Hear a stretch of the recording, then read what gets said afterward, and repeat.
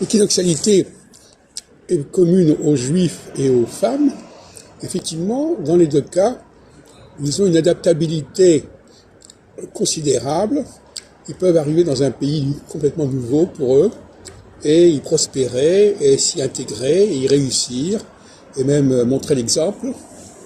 Ce qui n'est pas le cas des hommes ordinaires, non juifs. Et donc là, effectivement, les hommes ordinaires relèvent de la solstitialité et les juifs et les femmes relèvent de l'équinoxialité. Les hommes ordinaires relèvent de l'horizontalité, c'est-à-dire qu'ils sont prisonniers d'un certain cloisonnement national, alors que les juifs et les femmes ont une capacité d'adaptation, de mutation d'un espace à un autre qui est tout à fait remarquable. Donc là, c'est une bonne illustration de mes théories astrologiques.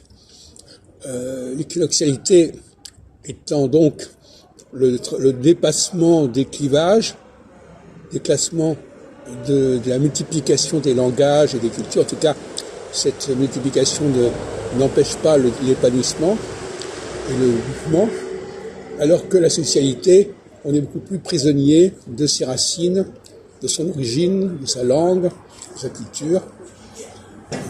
Alors, pour la petite histoire, je rappellerai que j'ai connu 2 aventures sentimentales avec des Anglaises, une en 1984 et une en 2013, 29 ans d'écart, 29 ans qui correspond à un cycle saturnien, qui correspond à 2 phases équinoxiales.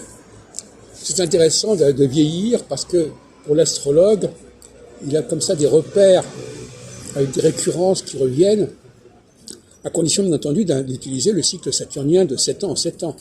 S'il utilise des cycles complètement kaléidoscopiques où ça change d'une fois sur l'autre, il n'a pas cette capacité de repérage.